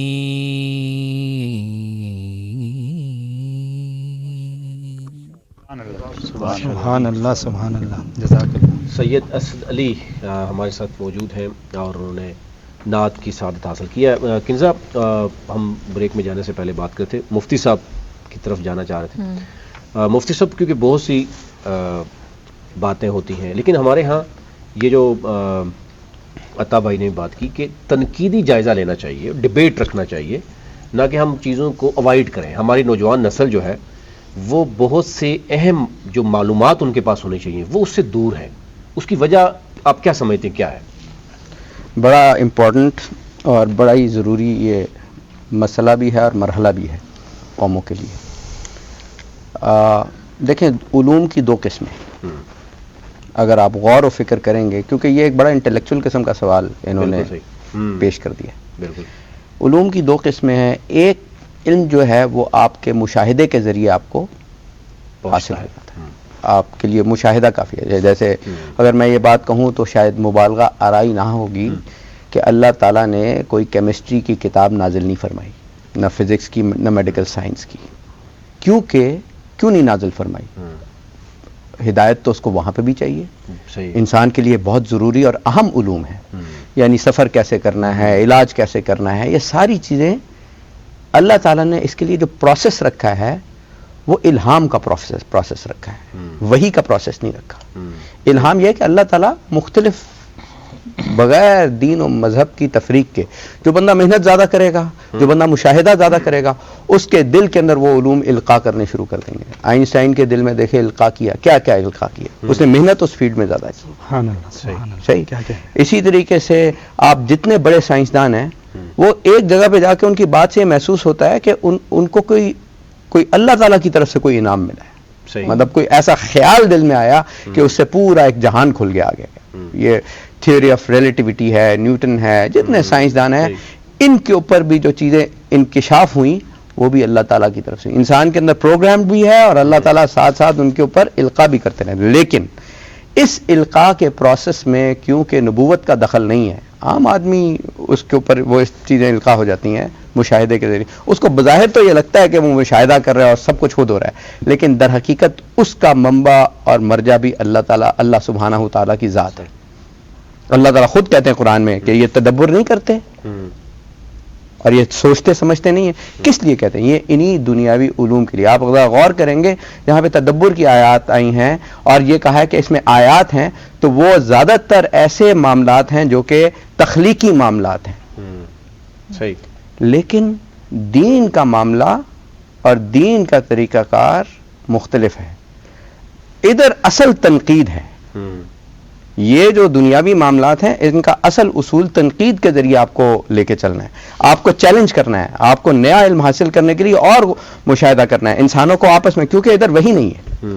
لیکن وہی کا جو سلسلہ ہے جہاں شروع ہوتا ہے قرآن مجید، آپ دیکھ لیں پہلی آیت کے پہلی سورہ فاتحہ کے بعد جب اللہ تعالیٰ ہم کہہ دیتے ہیں کہ اللہ تعالیٰ ہمیں انعام یافتہ لوگوں کے راستے پہ چلائیں اور گمراہوں کے راستے پہ نہ چلائیں اور ان کے راستے میں نہ چلائیں جن کے اوپر عذاب ہوا، تو پہلی آیت کیا ہے اس کے بعد؟ الف لام میم. اب الف لام میم پہ تنقید کون کرے گا؟ تو یہ تو سمجھ ہی نہیں آ رہی. ذرا سوچنے اور غور و فکر کرنے کی بات ہے. حروف مقطعات سے کیوں شروع کیا جن کا کوئی معنی کسی انسان کا دعویٰ نہیں ہے کہ وہ پوری طریقے سے سمجھ سکتا ہے؟ صحیح. پیغمبر سمجھیں تو سمجھیں، پیغمبر نے جو جتنا بتا دیا اتنا تو ہم نے سمجھ لیا. اس کے بعد ہم بالکل جیسے کہ ہم سمجھ نہیں پاتے. اسی طرح شروع کہاں سے ہو رہا ہے؟ اللہ تعالیٰ نے یہ نہیں کہا کہ اس کے اوپر تنقید کرو، بلکہ یہ کہا ذالک الکتاب لا ریب فیہ ھدی للمتقین. آپ دیکھیں کوئی بھی فلاسفر اپنا کلام شروع کرے گا نا، وہ آئی تھنک سے شروع کرے گا اور یہ بھی کہے گا there is a chance that I may be wrong. میں ہو سکتا ہے کہ میں غلطی پہ ہوں. فلاسفر کا انداز یہ ہوگا، لیکن اللہ تعالیٰ کا انداز ایسا نہیں ہے. اللہ اور اس کے پیغمبر کا انداز اتھارٹیٹیو انداز ہوتا ہے، وہ اتھارٹی کے ساتھ بات کرتے ہیں. ان کے کلام میں غلطی نہیں ہو سکتی. تو اگر ہم ان کے کلام میں تنقید کر کے غلطیاں ڈھونڈنا شروع کریں گے تو کیا ہوگا؟ تو چانسز یہ ہیں کہ وہی ہوگا جو یہود و نصارہ کے ساتھ ہوا. انہوں نے آیتیں تبدیل کر دی، انہوں نے ہر قسم کی چیز تبدیل کر دی. تو دنیا میں یاد رکھیں، دنیاوی معاملات میں جو پروسیس ہے میری رائے میں وہ یہ ہے کہ آپ کو دل کو عقل کے تابع رکھنا پڑتا ہے، عقل سے سوچنا پڑتا ہے. دنیاوی معاملات میں، مشاہداتی معاملات میں جس میں 5 سینسز وائٹل سینسز انوالو ہوتی ہیں، لیکن جہاں پہ اوپر سے وحی آ رہی ہوتی ہے اللہ تعالیٰ کی طرف سے پیغمبر پہ، اور پیغمبر وما ینطق عن الہوا کے طور پہ چیزیں بیان کر رہے ہوتے ہیں، تو وہاں پہ تنقید ثانوی حیثیت لے جاتی ہے، لیکن ایمان پرائمری حیثیت لے جاتا ہے. لا ریب فیہ کے اوپر آپ کو چلنا پڑتا ہے، ورنہ اگر ہم ادھر تنقید نہ کریں تو گڑبڑ ہو جائے گی، اور اگر ادھر ہم تنقید شروع کر دیں گے تو گڑبڑ ہو جائے گی، کیونکہ ان کا process of acquiring of knowledge بالکل ڈفرینٹ ہے. اچھا، اگر یہاں پہ ہم آپ سے جانیں کریکولم ڈیولپمنٹ کے حوالے سے تھوڑا ہمارے ناظرین کو بتائیں، کیونکہ اگر ہم اپنے ایجوکیشن سسٹم کی بات کریں تو وہ 3 سیکٹرز میں بٹا ہوا ہے، پرائیویٹ، مدرسہ سسٹم ہے، پھر گورنمنٹ سیکٹر ہے. تو یہ سنگل نیشنل کریکولم جو امپلیمنٹ کرنے کی کوشش کی گئی ہے، جس میں اسلامیات کا جو نصاب ہے اس کو بھی دوبارہ سے ڈیولپ کرنے کی ایک کوشش کی ہے گورنمنٹ نے، تو اس حوالے سے آپ کیا کہنا چاہیں گے کہ جو نان مسلمز ہیں ان کو بھی اکوموڈیٹ کیا گیا ہے وہاں پہ؟ کیونکہ بہت سی تنقید کا سامنا بھی کرنا پڑا اس پہ گورنمنٹ کو کہ یہ کوشش جو ہے یہ شاید کامیاب نہ ہو سکے. تو آپ حصہ بھی رہے اس صاحب کا. بیسیکلی بات ہو رہی ہے کہ جو کریکولم ہونا چاہیے ایک اسلامک ملک کا وہ نہیں ہے اس میں. تو آپ کیونکہ you have been the part of the curriculum, آپ بھی تو کیا سمجھتے ہیں آپ کہ ابھی جو کریکولم بنایا جا رہا تھا یا اس سے پہلے جو کریکولم تھا وہ ہمارے بچوں کو پڑھانے کے لیے اتنا ہے کہ وہ انڈرسٹینڈنگ ان کے لیے؟ دیکھیں کریکولم ڈیولپمنٹ جو ہے نا ایک ٹوٹل انٹلیکچوئل پروسیس ہے, ٹھیک ہے. آپ نے کریکولم کیسے بنانا ہے, کیا بنانا ہے, again process of teaching different ہو سکتا ہے. جو دینی علوم ہے اس کا پروسیس آف ٹیچنگ ڈیفینیٹلی استاد بھی ہوگا, ذرائع علم تو اپنی جگہ پہ موجود ہوں گے, لیکن پروسیس آف ٹیچنگ ڈفرینٹ ہوتا ہے, اور دنیاوی علوم کے لیے پروسیس آف ٹیچنگ ڈفرینٹ ہوتا ہے. تو یہ جو پیچھے ایک کوشش ہوئی ہے پیچھے 4-5 سال میں, میرا یہ خیال ہے کہ یہ اسٹیٹ کا انیشیٹو ہے, یہ کوئی پولیٹیکل انیشیٹو نہیں ہے. I think this is my humble opinion. میں نے جو سارا اپنا مشاہدہ کیا اسے میں یہ بات بڑے تسلی سے کہہ سکتا ہوں کہ یہ اسٹیٹ آف پاکستان کا, جس میں پولیٹیشنز بھی اپنا کردار ادا کرتے رہے ہیں اور کرتے رہیں گے, یہ ایک لیونگ ڈاکیومنٹ ہوتا ہے. یہ کوئی اسٹیٹک ڈاکیومنٹ نہیں ہو سکتا. کیوں؟ Ever changing needs, ever changing rules for ever changing needs, non changing rules for non changing needs. کچھ ایسے رولز ہوتے ہیں کہ جو کہ انسان کو جس کو تبدیل کرنے کی ضرورت نہیں. یعنی نماز کا رول ہے, اس کو تبدیل کرنے کی ضرورت ہے, روزے کے رول کو تبدیل کرنے کی ضرورت ہے. یہ اللہ تعالیٰ کی طرف سے یونیورسل ریالٹیز آ گئی ہیں آپ کے پاس. ایبسولوٹ ریالٹیز مجھے کہنا چاہیے, یونیورسل ریالٹی تو پھر تبدیل ہو جاتی ہے, قیامت آئے گی یونیورسل ریالٹی تبدیل ہو جائے گی. تو ایبسولوٹ ریالٹی یہ ہے کہ انسان اللہ تعالیٰ کی عبادت کے لیے پیدا ہوا ہے. تو اس کریکولم میں ٹاپک کے اوپر آتا ہوں. اس کریکولم میں ایک اچھی بات یہ ہوئی ہے, ہمارے ساتھی ہیں انہوں نے مجھے بڑی خوشی ہے کہ یہ اسلامیات کو پڑھا رہے ہیں, اور ایسے ہی احباب چاہیے ہمیں جو اسلامیات کو پڑھاتے رہیں, کہ اسلامیات کے اندر عقائد کے اوپر گفتگو ہوئی جو پہلے بڑا مختصر قسم کا تھا.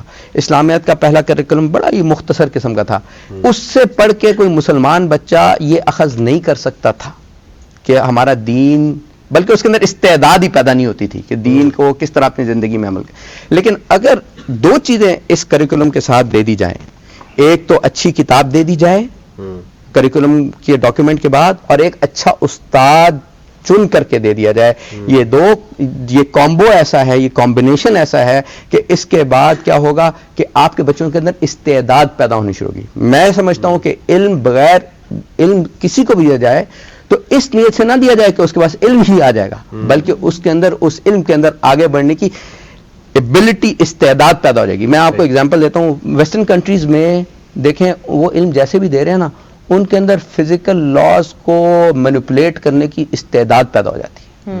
میڈیکل لاز کو, میڈیکل سائنس, ان کو مینیپولیٹ کرنے کی استعداد پیدا ہو جاتی ہے. ہمارے ہاں ابھی ہم اس لیول پہ نہیں پہنچے. وہ پی ایچ ڈیز کریٹ کرتے ہیں, 16,000 سے 20,000 ریسرچ پیپرز ان کے لوگ کہتے ہیں یہ استعداد ہے. ہمارے ہاں کتنے ریسرچ پیپر لکھے جاتے ہیں؟ چائنا میں 10,000 ریسرچ پیپرز لکھے جاتے ہیں, ہمارے ہاں ریسرچ پیپرز نہیں لکھے جاتے, کچھ چند سینکڑوں یا 1-2 ہزار. ادھر جو پی ایچ ڈی کا اسٹوڈنٹ ہے وہ خود کانفیڈنٹ فیل نہیں کرتا اتنا جتنا وہاں کے. تو کیوں؟ انہوں نے مشاہداتی علم کو تنقید اور تعریض کے ذریعے وہاں تک پہنچا دیا.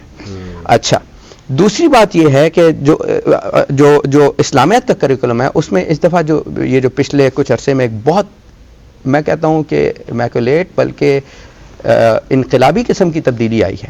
اللہ کرے کہ ہم اس کو سسٹین کر رہے ہیں.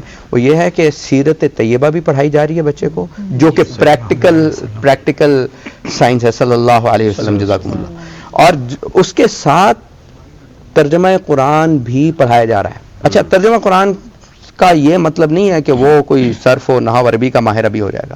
ابھی ہماری قوم اس کو قبول کرنے کے لیے تیار بھی نہیں ہے. وہ صرف اس کی ایک ووکیبلری اور اس کا ایک ذوق اور شوق اور اس کے اندر استعداد پیدا ہو جائے گی کہ پہلے اس کو ہم کالج اور اسکول کے لیول پہ قرآن پڑھنا سکھائیں گے, پھر اس کے بعد اس کا ترجمہ سکھائیں گے, پھر سیرت طیبہ سکھائیں گے. یعنی کہ ایک پروسیس اچھا ڈیولپ ہو گیا. اور اسلامیات کے اندر جو اچھی تبدیلی آئی ہے وہ یہ ہے کہ 5-6 مکاتب فکر کے جو لوگ ہیں, جو بنیادی, انہوں نے مل کر کے وہ پورا نصاب بنایا. یعنی اہل حدیث, دیوبندی, بریلوی, جتنے بھی مکاتب فکر ہیں جو قال اللہ و قال رسول کا علم سکھاتے ہیں. میں تو ان کو اسلام کے لوگ ان کو فرقے کہتے ہیں, مجھے فرقہ کہتے ہیں, میں تسلی بھی نہیں ہے. میں تو سمجھتا ہوں وہ قال اللہ و قال رسول کی دعوت دیتے ہیں, اپنے انداز سے دیتے ہیں, اپنی تعبیرات کرتے ہیں. تو وہ تو قلعے ہیں اسلام کے. لوگ ان کو بدنام کر رہے ہوتے ہیں کہ جی. اور آپ دیکھیں, ایک ترجمہ قرآن کو 5 مکاتب فکر نے مل کے اردو میں لکھ لیا ہے. صحیح ہے. اس کے اوپر کام تقریباً مکمل ہو گیا ہے. تو یہ فرقے ہوتے تو لکھ سکتے تھے. صحیح ہے. ایک چیز سر آپ کی اجازت سے ایڈ کروں گا, اجازت. دراصل جو ابھی سر بات کر رہے ہیں کریکولم کے حوالے سے, ہمارے ایک جو ظلم ہو رہا ہے وہ تھوڑا سا یہ بچوں کو گائیڈ کرنا پڑتا ہے. ترجمۃ القرآن صرف اس لیے نہیں پڑھایا جا رہا کہ آپ یہ ایک فارمیلٹی ہے, ایک سبجیکٹ ہے, آپ نے جناب اس کا پیپر دینا ہے. ان کو مین کانسیپٹ یہ کہ بھئی آپ کو قرآن پاک کی سمجھ آئے آخر یہ کہتا کیا ہے, کہ کس رکوع میں کیا معاملہ ہے, اس بارے میں ہے کیا. امریکہ کی دنیا کی یونیورسٹیز میں اسپیشلی وہ ایک دوست ابھی یونیورسٹی آف ایریزونا کی بات کی جائے, جو بندہ وہاں پہ پی ایچ ڈی کے لیے جاتا ہے اسپیشلی نیوکلیئر میٹالک کسی بھی فزکس کے ڈپارٹمنٹ میں, بلکہ ایمبیرولوجی کی بات کر لی جائے, ڈاکٹرز بیٹھے ہیں, تو قرآن پاک سے جو انہیں گائیڈ لائن ملتی ہے وہ کوئی اور بک انہیں پرووائڈ کر ہی نہیں سکتی. اور وہاں پہ کمپلشن ہے یونیورسٹی ایریزونا میں کہ وہاں پہ کم از کم 300+ ڈفرینٹ اس کے آپ کہہ لیں نسخہ جات رکھے ہوئے ہیں, ڈفرینٹ ٹرانسلیشنز. اور جو اسٹوڈنٹ وہاں جاتا ہے اسے کہتے ہیں بھی آپ کو جو ٹرانسلیشن سمجھ میں آتی ہے پہلے آپ اس بک کو پڑھیں اور اپنے ڈپارٹمنٹ کی چیزیں اس کو ہائی لائٹ کریں, اس کے بعد پھر آپ ریسرچ ورک میں جائیں. اب یہ جو ہم کہتے ہیں نا فادر آف کیمسٹری, جی بابا کیمیا, ہم جابر بن حیان کا نام لیتے ہیں, ابن الہاشم کا نام لیتے ہیں, اب یہ موسیٰ الخوارزمی کا نام لیتے ہیں میتھمیٹکس میں. آپٹکس میں پہلا جراحی کا آپریٹ جو ہے وہ ابن الہاشم نے کیا. اب ان کی جو ریسرچ ہے, جو کچھ ہے, جو لوگ پہلے یورپ امریکہ سے آ کے بغداد میں آ کے عرب میں آ کے یہاں پڑھتے تھے, سیکھتے تھے, پھر جا کے امپلیمنٹ کرتے تھے, اب یہ ریورس ہو گیا. انہوں نے وہ چیزیں امپلیمنٹ کر لی ہیں, ہم نے جسٹ اس کو ایک سلیبس سمجھ لیا. جو پریکٹیکل اپروچ کی بات کریں, basically that is activity based آپ کہہ لیں, جو کانسیپٹ ہے. اور یہ نو ڈاؤٹ یہ بھی لاسٹ ایئر سے ہوا ہے, بہت اچھا اسٹیپ ہے, اس میں کوئی شک نہیں.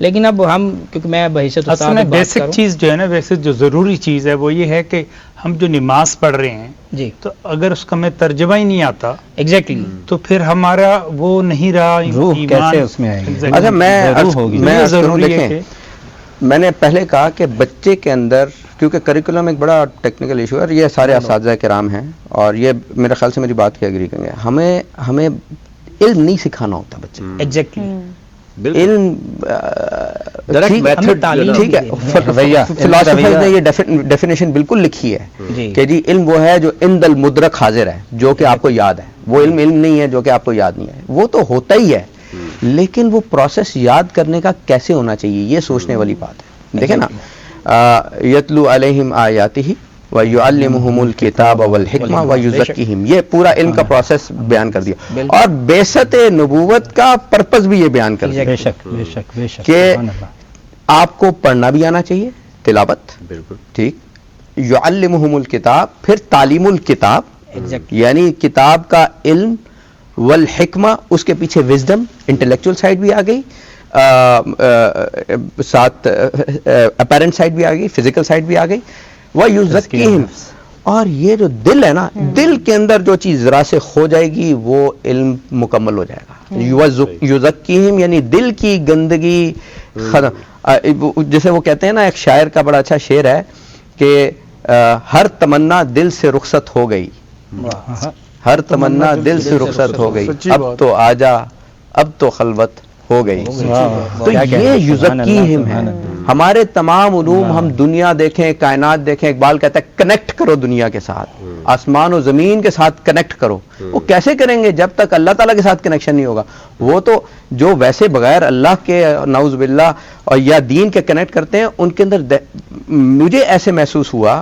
دیکھیں تمام تر اس تنقیدی سسٹم کے بعد جو انہوں نے دنیا میں ترقی کر لی مغربی اقوام نے, لیکن اگر آپ غور سے دیکھیں گے کہ سائنسدان اگر 100 سائنسدان لیں گے نا, اس میں سے 75 دہری ہو جائیں گے, خدا کا انکار کر بیٹھیں گے. کیوں؟ وجہ کیا ہے؟ وہ علم لا ریب سے ابھی آشنا نہیں. میں ایک بڑے بہت آگسٹ قسم کی آڈینس تھی, نام لینا مناسب نہیں ہے, پاکستان میں میں وہاں پہ تھا, تو وہاں پہ کچھ فورن ڈیلیگیٹس بھی آئے ہوئے تھے. اس میں امریکن آرمی کے لوگ بھی تھے اور مختلف طرح کے لوگ تھے. میں نے ادھر لیکچر دیا پاکستان کے کریکولم کے اوپر, تو میں حیران ہوا. اور انگریزی میں لیکچر تھا, تو سب سے پہلا سوال جب میں نے بتایا یہ ساری یزکیہم, یہ اس آیت کا میں نے ترجمہ کیا, تو پہلا ہاتھ کھڑا ہوا ایک امریکن سولجر کا. کہتے ہیں کہ ہمیں آپ کی بات سن کے یہ محسوس ہو رہا ہے کہ ہمارے ہاں روحانیت کی شدید کمی ہے. آپ کو یہ ایسا طریقہ بتائیں جس سے ہماری قوم بھی روحانیت کی طرف آ جائے, روحانی علوم کی طرف آ جائے. یہ اتنی امپورٹنٹ چیز ہے. کیوں؟ جانور میں اور انسان میں فرق کیا ہے؟ جانور کے پاس ایک ہی طرح کی روح ہے، جسے علماء کرام کہتے ہیں روح نسمہ ہے، جو جانور کے پاس بھی ہے انسان کے پاس بھی ہے. نسمہ ایک طرح کے اونٹ کو کہتے ہیں. یہ بہیمیت کا اضافہ کرتی ہے انسان کے اندر، یعنی حیوانیت انکلکیٹ کرتی ہے، اینیمل انسٹنکٹس کو گرو کرتی ہے. لیکن دوسری روح ہے روح ناطقہ. روح ناطقہ کس کو کہتے ہیں؟ جو کہ اللہ سے کلام کر سکتی ہو، جو نماز میں اللہ تعالیٰ سے بات کر سکتی ہو، احسان کی کیفیت پیدا کر سکتی ہو. تو ہمارے علوم جب تک اگر ہمیں دوبارہ رینیسنس کی طرف جانا ہے اس امت کو، تو ہمیں روح ناطقہ کے علوم بھی حاصل کرنے ہیں اور روح نسمہ کے علم بھی حاصل کرنے ہیں. کیونکہ اگر ہم نے اپنے اندر اینیمل انسٹنکٹس کو امپاور نہیں کیا تو وہ تمام اسلامی تصورات ختم ہو جاتے ہیں جس سے آپ دنیا کے اندر پھیل کے اللہ کے دین کی دعوت دیتے ہیں. بالکل مفتی صاحب نشرت ثانیہ کی طرف ہم جانا چاہتے ہیں، جائیں گے. نوید صاحب کا سوال بہت شاندار تھا. میں طالب علم ہوتے ہوئے نا یہ کہہ سکتا ہوں کہ تشفی نہیں ہوئی آپ کے جواب سے. انہوں نے یہ نہیں کہا کہ الف لام میم یا الف لام را پر ہم کوئی تنقید کرے گا، یہ کرے تو غلط ہے نا، اس میں تو کوئی حکم بھی نہیں ہے. ان کے کہنے کا مقصد یہ تھا جب حق مہر کے بارے میں حضرت عمر اس پر پابندی لگانا چاہ رہے تھے، ایک بڑھیا نے اٹھ کر تنقید کی تھی، سوال کیا تھا کہ قرآن میں کنتارا کی ترکیب اور جتنا چاہے کوئی دے دے، آپ کون ہوتے ہیں کہ پابندی لگائیں؟ اور حضرت عمر رضی اللہ تعالیٰ عنہ نے وہاں رجوع بھی کیا تھا. یہ اس قسم کا تنقیدی ایک یہ. دوسرا یہ آپ کا نصاب سے تھا، تو میری بیٹی ہے 6ٹھی کلاس میں، اسلامیات کی کتاب ہے، ابھی مجھے یہ یاد نہیں آ رہا، میں یاد کر رہا تھا کہ وہ آکسفورڈ پبلیکیشنز کی ہے، کہاں کی ہے، اسلامیات کی 6ٹھی کی. اس میں بخاری کی وہ حدیث ہے ہرقل والی جو حضرت عبداللہ ابن عباس روایت کرتے ہیں حضرت ابو سفیان سے، ٹھیک ہے، کہ وہ وہاں ملاقات ہوتی ہے اور وہ چاہتا ہے ہرقل کہ میں مدینے میں، نبی نے عرب وادی میں اعلان کیا ہے صلی اللہ علیہ وآلہ وسلم، تو ان کے احوال جانوں، کوئی ان کا رشتہ دار قریبی. آپ کے ذہن میں وہ روایت ہوگی یقیناً، واضح ہے، پڑھنے والے سارے جانتے ہیں کہ جی ہاں. اب اس میں یہ لکھا ہوا ہے، اس کا انہوں نے خلاصہ سا بیان کیا، اس میں انہوں نے پوری طرح سے یہ تاثر دیا، اور یہ اور جگہ بھی میں نے تحریروں میں دیکھا ہوا ہے جو علمی ادبی پرچے نکل رہے ہیں کہ حضرت ابو سفیان جو ہیں وہ جب تک اسلام نہیں لائے تھے اس سے پہلے بھی وہ حق سچ ماننے والے اور مخالفت میں بھی شاید کم اور بڑے کوئی حق گو سا انہیں بتا رہے ہیں، جبکہ وہ قطعی طور پر ایسے نہیں تھے. حتیٰ اسلام لانے کے بعد صحیح مسلم کی روایتوں کے مطابق بھی حضرت بلال حبشی، حضرت ابوبکر رضی اللہ تعالیٰ عنہ، سب کی ایک روایت، حضرت صہیب رومی وغیرہ ہیں، یہ صحیح مسلم کی روایت ہے. انجینئر محمد علی مرزا نے انہوں نے بیان بھی کی ہوئی ہے یہ روایت بھی. آپ ان کے شاگرد ہیں؟ نہیں قطعی طور پہ ہم آپ کے بھی شاگرد ہیں اور نوید ستی صاحب کے بھی اور سب کے شاگرد ہیں. بلکہ یہ جو انہوں نے بات کی تھی اس سے کنیکٹ کر دوں، انہوں نے کہا کہ ماڈلز آئیں اور ماڈلز رمضان میں ہمیں دین سکھائیں گے. کوئی بھی دین سکھا سکتا ہے، حق بات کسی سے بھی لی جا سکتی ہے. حکیم لقمان بے ادبوں سے ادب سیکھ سکتے ہیں، تو ہمیں بھی حق بات جہاں جس سے ملے لے لو. ایک یہودی سے بھی ملے گی میں لوں گا، تو یہ تو ہمارے مسلمان ماڈل ہے، یہ تو حق بات اگر ملے گی. میرے خیال سے نوید یہاں پہ ہم ایک بریک کی طرف چلتے ہیں، بریک کے بعد اس گفتگو کا سلسلہ ایسے ہی جاری رکھیں گے. جڑے رہیے ہمارے ساتھ.